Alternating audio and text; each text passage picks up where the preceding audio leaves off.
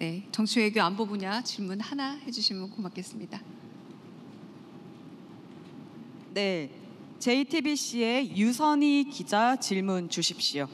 네, 두 번째 앉아 계십니다. 예, 대통령님, 저 질문 기회 주셔서 감사합니다. JTBC의 유선희 기자입니다.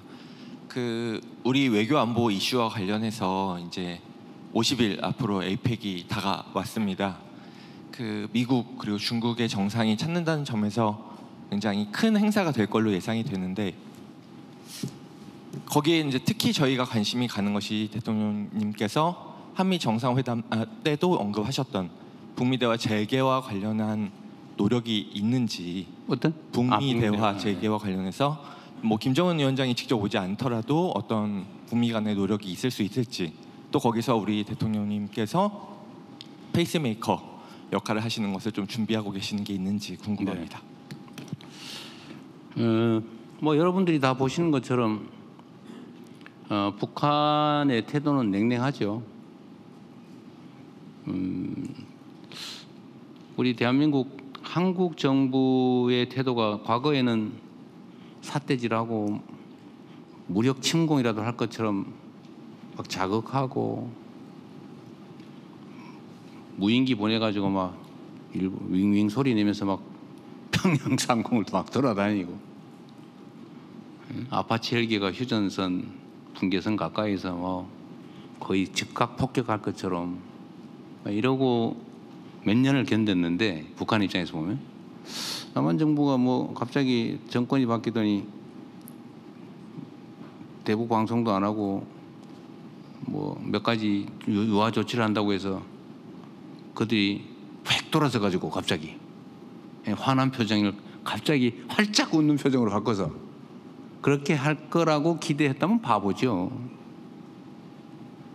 우리로서는 한반도의 평화와 안정이라고 하는 게 군사적 측면에서도 심각한 문제이기도 하지만 경제적 측면에서도 엄청난 피해를 입히기 때문에 휴전선의 군사적 긴장을 조금이라도 완화하는 거, 그게 우리한테 이익이 됩니다. 그들이 어떤 태도를 취하든 간에. 그들이 웃지 않으면 그럼 우리도 화낸 표정으로 계속하면 우리가 손해니까요. 그들을 위해서가 아니라, 이재명이 종북이라서가 아니라 대한민국의 안보를 위해서, 경제를 위해서, 민생을 위해서 필요한 거죠. 그래서 우리는 끊임없이 한반도의 긴장 완화를 위해서, 평화와 안정을 위해서 이제 노력을 해야 됩니다. 대북 관계에서, 남북 관계죠. 그런데 이 남북 관계는 남한 당국만으로 해결될 문제가 아니죠. 이거는 아주 복잡한 국제 문제가 되어 있죠. 특히 핵 개발, 그리고 탄도미사일, 대륙간 탄도미사일.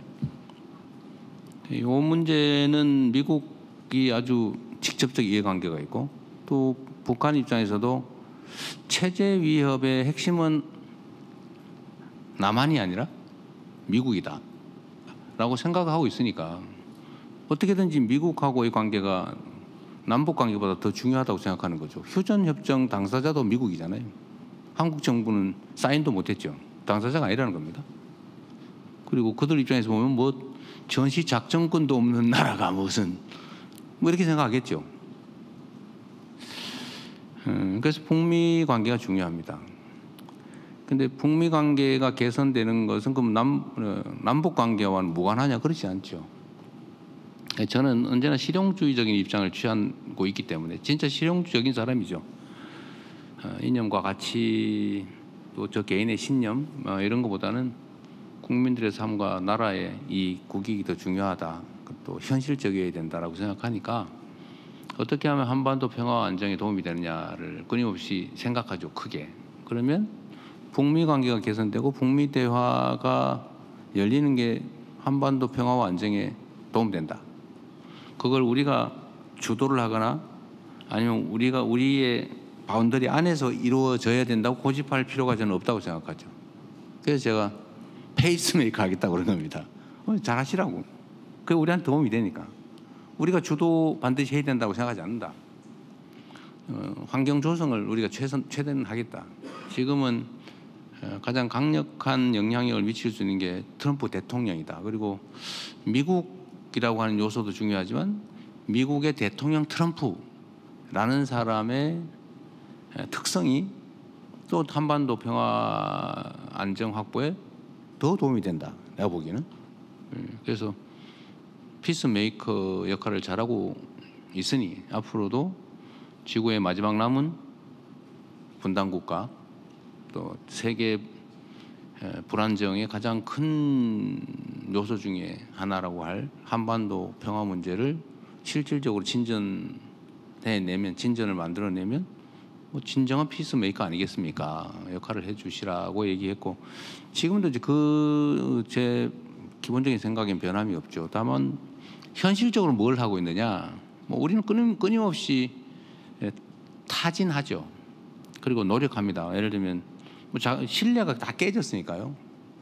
그 신뢰를 조금이라도 회복하기 위해서 예를 들면 라디오 방송 이런 것도 뭐 필요 없잖아요. 요즘 세상에 뭐 라디오 방송을 인터넷에 다 나오는데 그 돈 들여가지고 예산 들여서 서로 기분만 나쁘게 그래서 그것도 중단하는 거잖아요. 뭐 그거 가지고 저를 막 비난하는 데도 있긴 하던데 그 뭔 쓸데없이 그런 요즘 세상에 뿌리는 거랑 똑같잖아요. 예? 어쨌든 그것 하나에 예를 들면 군사적 긴장 완화를 위한 신뢰 회복을 위한 작은 조치들은 끊임없이 계속합니다. 그다음에 접촉 시도도 하고요. 그런데 그쪽이 아주 뭐 냉담해요. 이번에 국회의장께서 갔는데도 제가 그 표정이나 이런 거 꼭 보고 싶었는데 저는 아직 못 봤어요. 의장께서도 참 노력하셨잖아요. 그게 우리의 현실이죠. 가장 직접적 이해관계가 있는 당사자인데 가장 냉담하고 적대적이에요. 가장 슬픈 현실이죠. 특별한 진척은 없지만 노력은 끊임없이 하고 있다. 그리고 미국이 어떤 노력을 하고 있는지 저는 모릅니다. 다만 안보실 또 외교부를 중심으로 끊임없이 미국과 접촉하고 노력하고 있죠. 조금씩은 나아지지 않겠습니까? 아무것도 안 하고 적대적으로 자극하고 대립하고 있는 것보다는 그래도 긍정적인 포지티브한 평화적인 노력을 계속하니까 쌓이다 보면 조금의 틈이 생길 거고 또 하나는 이런 것도 있어요. 각자의 그 외교 협상의 특성이 있는데 타결 직전에 최대한 긴장을 끌어올려 가지고 목소리를 키운 다음에 이제 협상력을 높이는 거죠. 피차간에 협상력을 높인 다음에 극적으로 타결하는. 근데 그 일부러 그러는 게 아니고 각자가 자기의 이익을 최대한 확보하기 위해서 자기 협상력을 최대한 끌어올리는 거죠. 사나움 뭐 이런 걸 보여주고 실력, 힘 이런 걸 보여주는 거 아닙니까? 그런 단계를 거치고 있는 것 같기도 하다.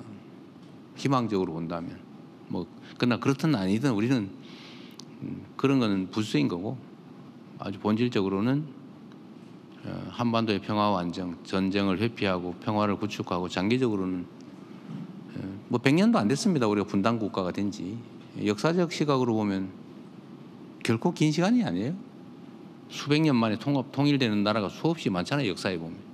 그러니까 길게. 그러나 지금 통일 얘기하면 바보 소리 듣겠죠.